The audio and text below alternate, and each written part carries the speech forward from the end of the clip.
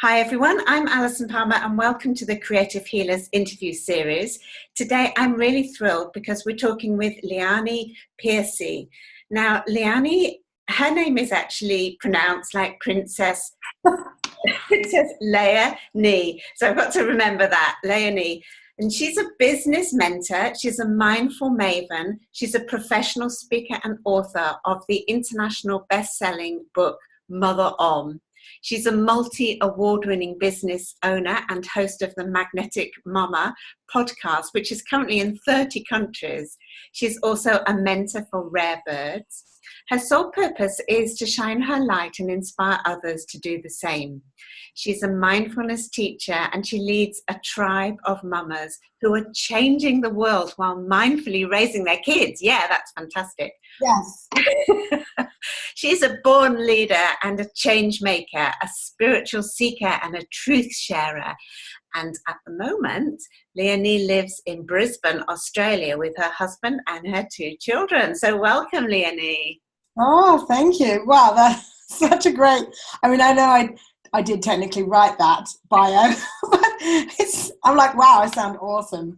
So, isn't that amazing? I love it that you can say that actually, because too often, and maybe this will come up in what we're going to talk about, but too often we kind of have that negative voice going on that's no matter what we've accomplished in life and how we've expressed our creative juices and creative force, we still kind of dampen it all down and think that we haven't achieved that much or we're still rubbish at everything.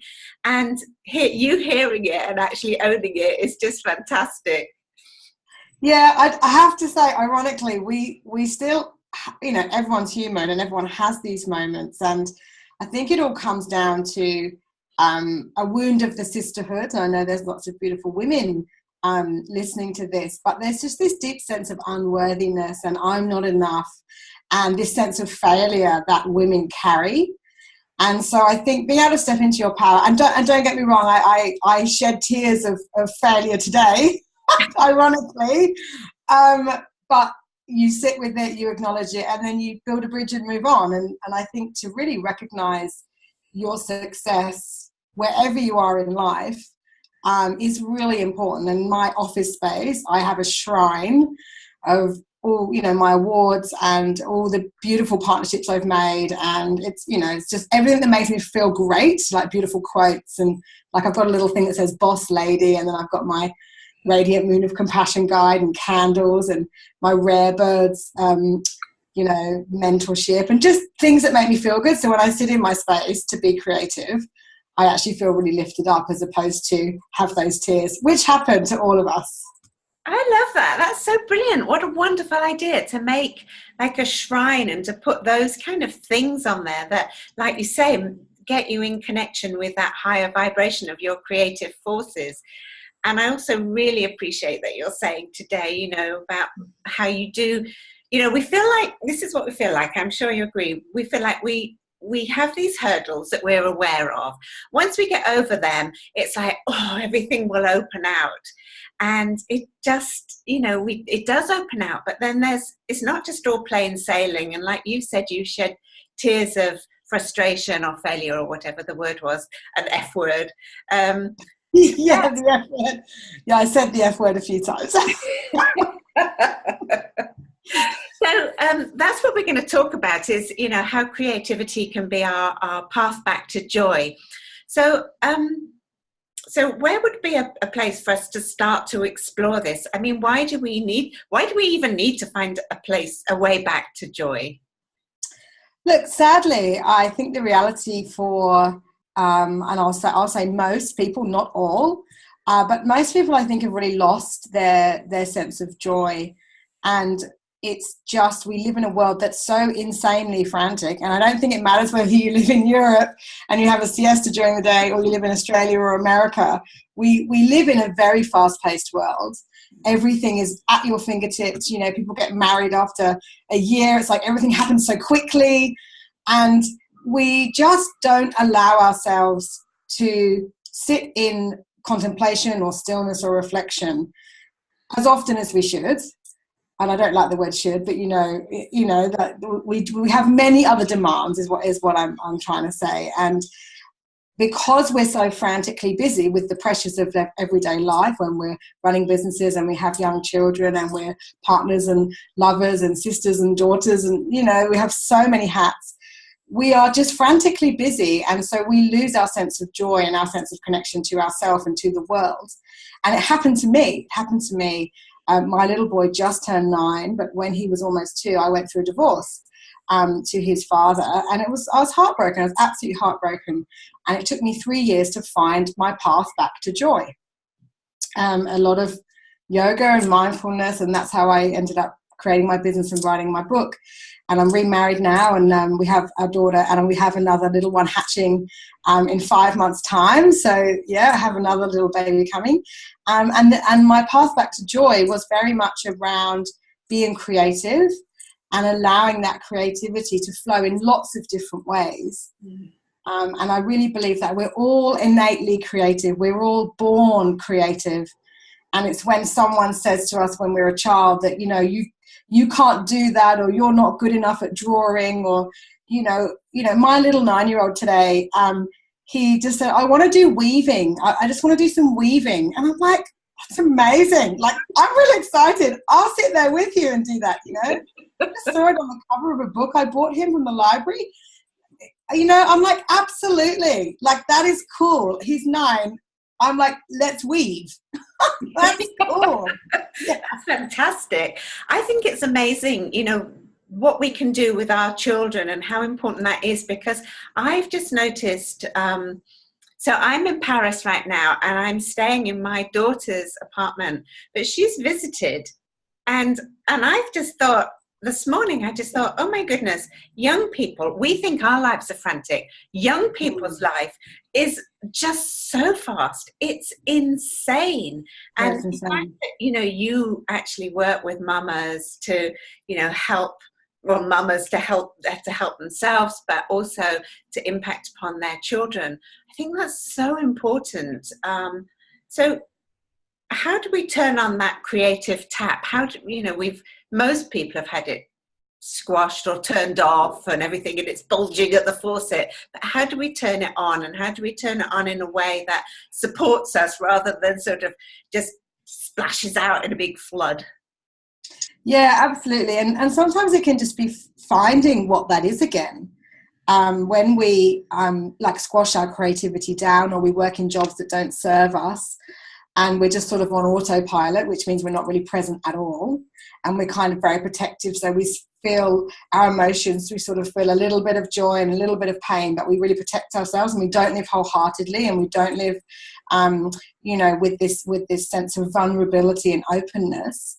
I think we really kind of struggle with, I don't even know what makes me happy. And happiness and joy are actually two different things, but I think joy is this beautiful sweetness of this emotion. And it's the more joy we can find in our life, the more happier and more content we will be. And so it can be quite hard to find what it is. And it can be the simplest thing, like having a cup of tea and watching the birds and the trees and feeling really grateful for where you live. I certainly feel very grateful to live in Australia. I'm English, and I've lived in Australia for 12 years, and I adore living here. I'm very grateful for that. And, it's a very beautiful place, and there's lots of nature everywhere, so it's very easy to take a moment and be really present. I found that when I was really struggling to find joy, that it was the connection with my children. When I'm really present with them, and my little 3, well, she's almost 3, and she's just ballet dresses, and she's just so feminine, like she's really fierce, and she's just gorgeous, and just being really in the moment with her, I find so much joy there. Like she's so innocent, and she just loves her teddies and cradles her babies, and you just think, oh, it's just so joyful. And so I think, where we have that spark, and it can be the simplest of things, we just have to go there over and over and over again. And that's real mindfulness, because mindfulness retrains the brain. So, the more mindful we can be, and the more we can say, look, it serves me to have a herbal tea instead of a glass of wine, or a salad instead of burger, like I've got the 80-20 rule going on. But I think the more mindful we are, the more we can find our way back to joy, and we make that conscious choice of what is it that makes me happy, and how can I do more of that so that I can get to that place of joy and abundance and freedom. Because when you're in a space of joy and love and compassion, you cannot have fear. It can't exist, because love is the highest vibration. So the more we can elevate ourselves to be in the high vibing states, you're just going to naturally come out of the low vibing states a lot quicker than other people. I think that's completely right. And I do want to move on to business as a creative outlet. But before we go there, I just want to pick up on something, that you've been talking about there, about making mindfulness and practicing it and making that choice and actually changing our habits, really, in ways that acknowledge what gives us joy and choosing those. And when I was doing my meditation this morning, I was thinking, you know what, you really need to have a lot of discipline to do this, because I'd really rather not do my meditation. I'm too busy to meditate. Yeah, I thought I'd really just rather have my cup of coffee than meditate. And I thought, no, I'm going to meditate. And I've been meditating for years. But it really is about, so I was going into this notion about resistance, because it was resistance that was coming up. And I was having to make a choice about something that didn't make me feel good going in. The coffee made me feel, the idea of coffee, that was like, and my coconut smoothie, those sort of were like pulling me, as in, no, because the longer term effects during the day from my meditation really grounds me. And I know that, but at the moment, in that very moment, it was a choice that, it was a choice to go somewhere pushing through my resistance. So yes. Can you talk just a little bit about that element of resistance, and how we know that the resistance is a resistance that actually is serving us, even when it doesn't feel like it's taking us towards joy and all of those states that we want to be in? Oh, absolutely. Look, meditation, there's a real myth around meditation that it is incredibly joyful and peaceful. And for those that meditate on a regular basis, yes, absolutely. In one breath, you can drop into this exquisite, tranquil pond of amazingness and be in bliss. But that's probably taken you years and years and years, like a monk, literally, to get there. And I think for most of us, it's really hard. We close our eyes, we get into our Zen space, and our mind is just amplified. And it's like training a puppy, like you take a puppy to the park and it's like, oh, flowers and other dogs, and oh, I'm so excited. And it's like, it's really hard to kind of control that puppy because it's so excited. But we can train it, and we know that we can train it. So it's a classic example of keep bringing the mind back, keep calling the puppy back with treats or cuddles or however you want to do that. But it's a great analogy, because that's absolutely how we train our mind to be more peaceful. And absolutely, I have many days where I don't want to. I didn't want to meditate today. And I was like, I have to. And I normally do 7 minutes a day. I have a meditation I'm really dedicated to, which helps me overcome any fear or anxiety or worry and changes my vibration. And I practice compassion and joy towards that fear, and I reprogram my brain. But today I did 20 minutes because I knew that I didn't want to do it. And it was like, okay, so instead of doing my 7, I'll lie down and do 20 minutes. And I really benefited from that. And I'm sitting here now, and, I've had a pretty wild day, but I'm feeling really joyful. And if I hadn't done that, I probably would have cancelled, or, there's a million reasons why not to show up and do something.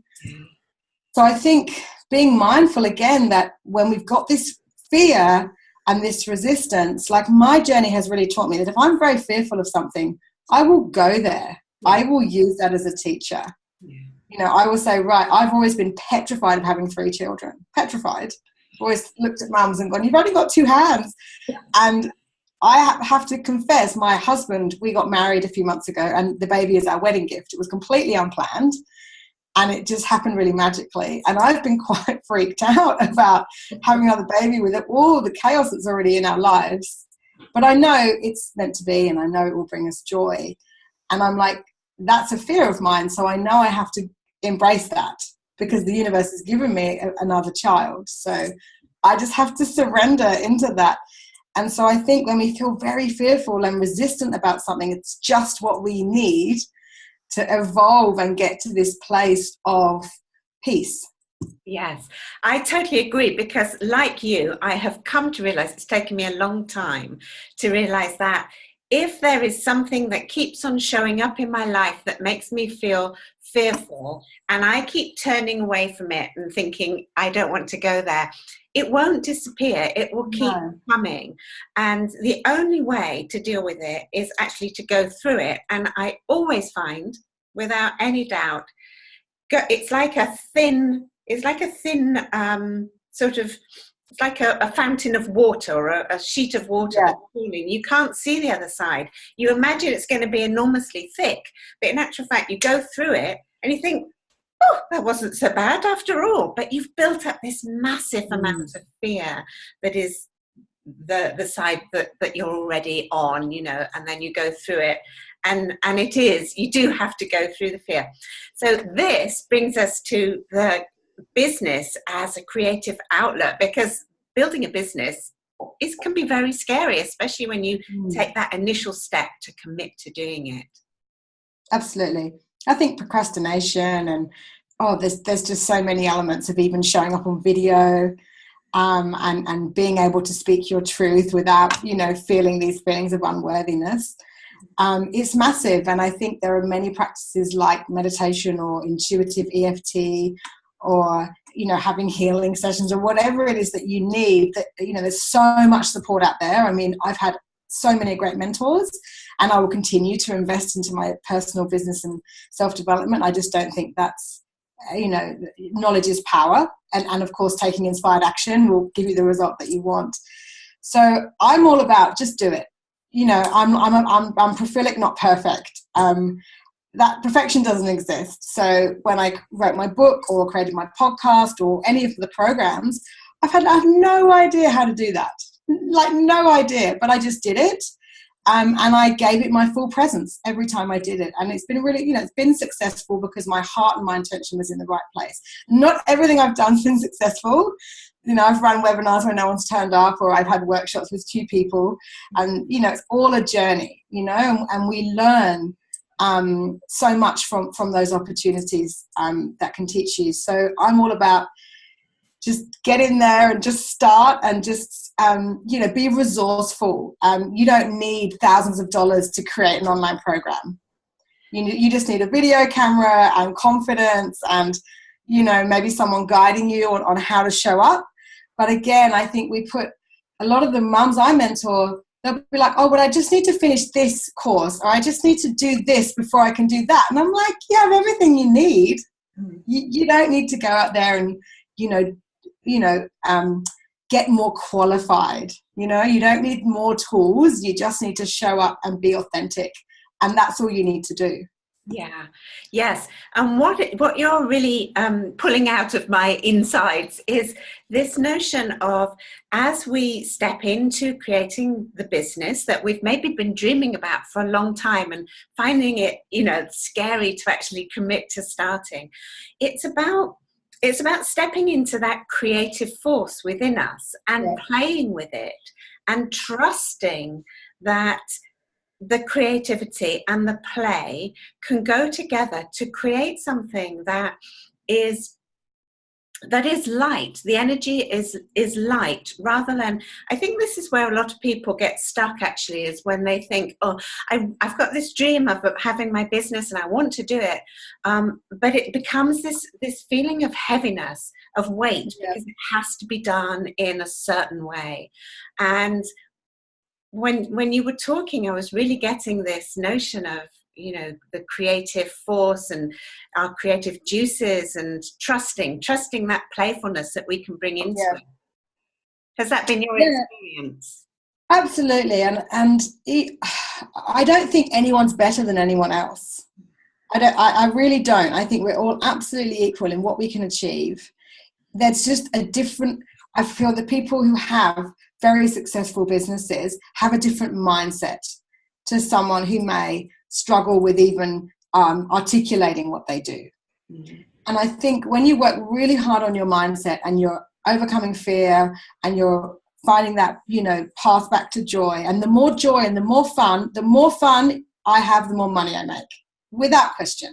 Mm-hmm. It's when I'm stuck in those low vibes that I'm just not making money, or, you know, like my business has slowed down because I'm pregnant and the universe is like, you need to be with your family. And I know it's meant to happen, but there's part of me that's really devastated because I'm like, but I want to serve and I want to, you know, change the world. But it's like, no, you need to, you know, slow down.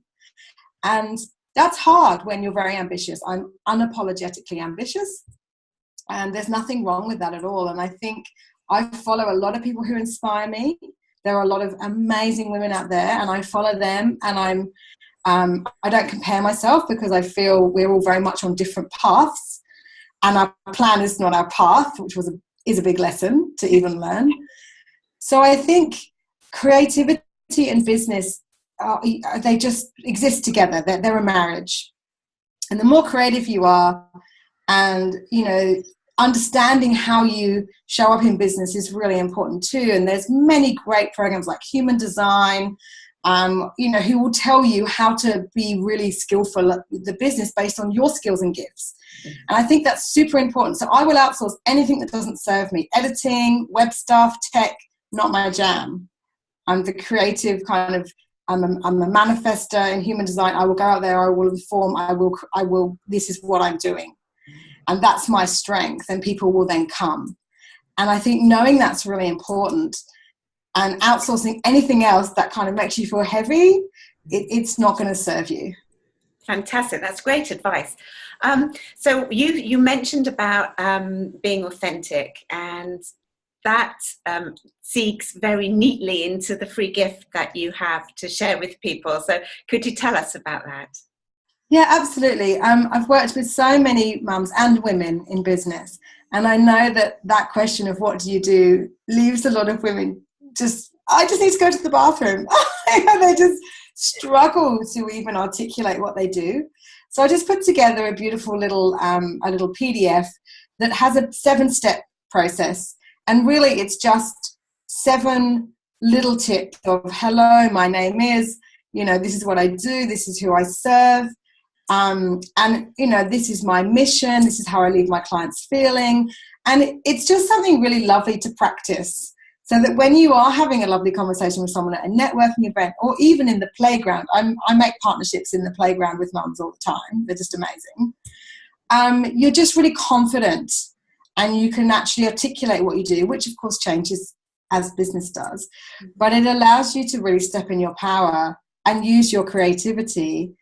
And again, you know, I believe partnerships and collaboration is the fastest way to grow your business. So having that confidence to really be able to articulate what you do with authenticity and grace and passion is really extraordinary in business, because it's all about relationships. That's fantastic. I really like that. I love it that it's a simple gift that people can really use. So everyone, you can get hold of this today on this page where you're listening to the interview. The link is here, so go and grab it right now. Leonie, thank you so much for coming and sharing your experience and your wonderful energy with us today. It's been really fun talking with you. No, it's an absolute pleasure. And I think something I've really learned in business is the more you give, you know, your time is so precious. We've all got the same amount of time. And I think the more you can give, the more you get back in return. And that's something that's worked for me and continues to work for me. And I think being generous with your time and your wisdom is, so many people have helped me along the way. So thank you for this great opportunity and for finding me online. And I'm really excited to see you've got such great speakers from all over the world. So I'm very excited to see all the other interviews as well. Oh, brilliant, brilliant. Well, thank you so much. And everybody, thank you as well for joining us today. I hope you found some real gems that you can take away and put into practice, and that will inspire you to actually tap into your creativity and go out there and make your dreams come true. Leonie, thank you again.